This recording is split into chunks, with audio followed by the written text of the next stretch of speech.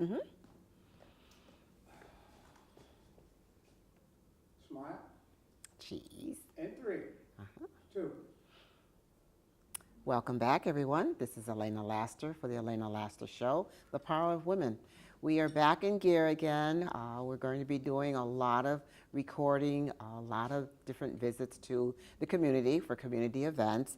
I had taken a few months off for a while. There's remodeling of the house and things I had to do personally. But we are back in gear. So I'm going to ask everyone, if you want me to come out to your show or to your program. Cut. Idiots.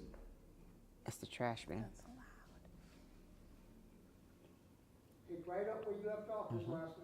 All right. If you'd like, Go. if you'd like me to come out to your program or whatever type of community event that you're having, email me. It should be on the bottom of the screen. But please let me know at least a couple weeks ahead of time so I can plan my calendar and tell you what's good for me and what works for you, okay? So we're back in gear. I'm so glad to have everybody back again. Spread the word. Elena Laster Show, Power of Women. We're back on the air. I have with me a very special young lady. I don't know her. I did see her at the, what was it, the Indie Soul Or the Kwanzaa. and the Kwanzaa. And I remember talking to her. She's such a pleasant, beautiful young lady, and she has her own business, and you know, she's working hard and she's going to school. I have so much admiration for her. But let me tell you her name now. It's Adira Audie Cave, but they call her Audie. And I'm going to welcome her to the show. Thank you. I want you to take over and tell me what you do. I've got your paintings to talk about. I've got so much to talk about. You're going to school for psychology. Yes. You have 2 twins. Girl, you're doing it all. Thank So you. Tell me about, are you a native of you. Springfield? I am a native You are? of Okay. Springfield, yes. I was born and raised here over maybe the Monmouth Street area. Okay. Yeah. Monmouth and Berkeley. Uh-huh. Yeah, over there. And so I've been here all my life. I left a little after I had my children, moved to Florida, and decided to come back. Mm-hmm. You always come back. You have the water, you taste the water, you have to come back to Springfield, New England, I should Yes, say. I love Springfield. So tell me where you are in your life. Right now, I would say I am at a good space. I'm in a good space with trying to juggle my business and being a creative and going to school. I have a lot on my plate, but I am making sure to give each aspect its time. And listening to you before we started the show, you're right, you have a lot on your plate, but you are multitasking. You are doing your thing, girl, and I commend you. I mean, to be so young and to have all this going on and still go to school to try to get your education, and your boys are adorable. Thank They're you. twins. Oh, by the way, everybody, I had Sniffer, the dog, down here. So if you've been watching the show, I had him for like a year and a half. I did not know how to work it. Her son comes in here. What's his name? Jakai. Jakai, and he's playing with it. Next thing I know, the dog's barking, the dog's eyes are brightening up. He's following that ball I had. Nate will probably take a picture and show you. But he's the typical young boy who is inquisitive, knows how to get things going, and they look just like you. Yes. Oh yeah, they're just blessed. They say when boys look like their mother, they're always blessed. That's what I've heard. You heard that? Yeah. It's an old saying, but it's good. So, okay, so you're going to school, and your Yes. major is? Child psychology. I work a lot with children. Motorcycle. What's the matter? Something going on. This shadow looks like a red braid. Ah. It doesn't make it look bad. I just noticed it. I don't know if that's, okay, here you go. Better? Yeah. Okay. Okay, better. Right up where you left off, I cut you off in mid-sentence. Okay. Go. My major is child psychology. I enjoy working with children. Prior to being in school right now, and before I had my twins, I worked in child care settings, and I went to HCC for a little bit for early childhood education. So I knew working with children was going to be something that I, wanted to do. It's one That's of my a demanding passions. field. It really is. It's so important. And so currently I help out within the community. I volunteer at the Young Scholars Academy. Now, where's that at? So that is at the Boys and Girls Club on Acorn Street. Oh, okay. And it's a literacy and mentoring program. We read to the children. I do an art session with the children. We do a lot of presentation skills, a lot of different things just to get them ready for the real Get them world. rounded for the and real get world. what they're not getting in school. So And that's a lot. I mean, I shouldn't say a lot, but it is a lot.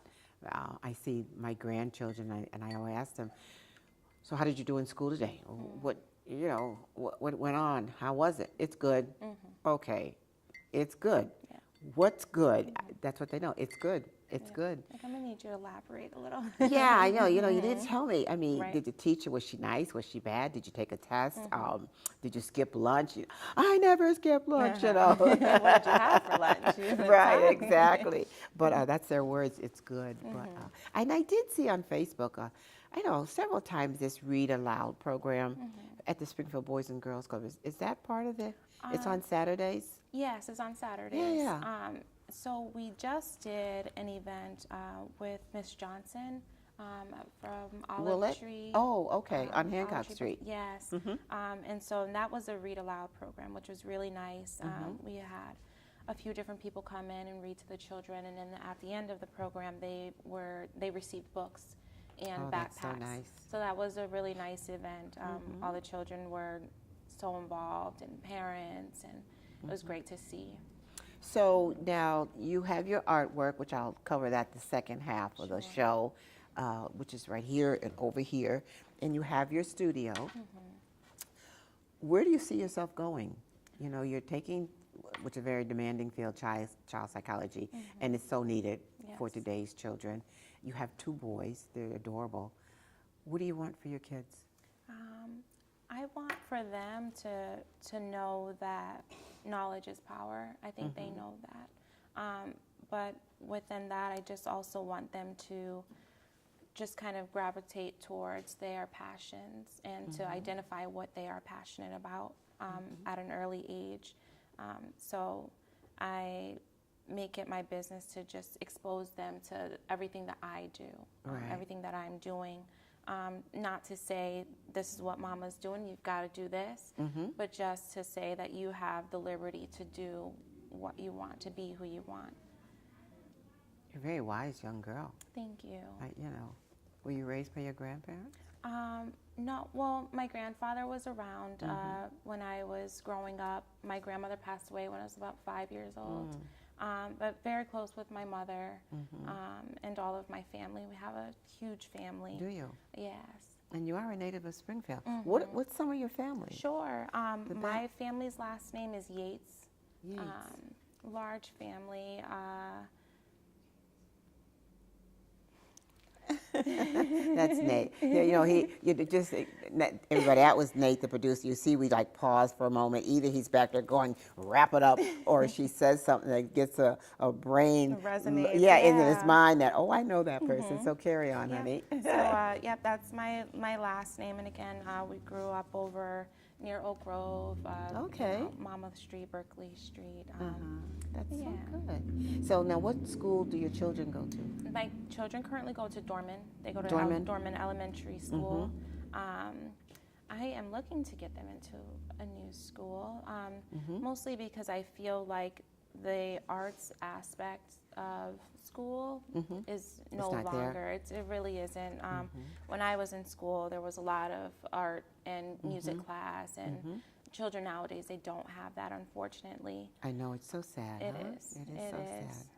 Because I really look at it more as like therapeutic, just spending time to just create and get all of your feelings out, whether it's on canvas or on paper, however you do that, or whether it's through music or dance. Right. Art is very expressive. And of course, in the field of psychology, it's almost like you see on TV, you see a child that was probably something happened or sexually abused. The first thing they give them is a pad.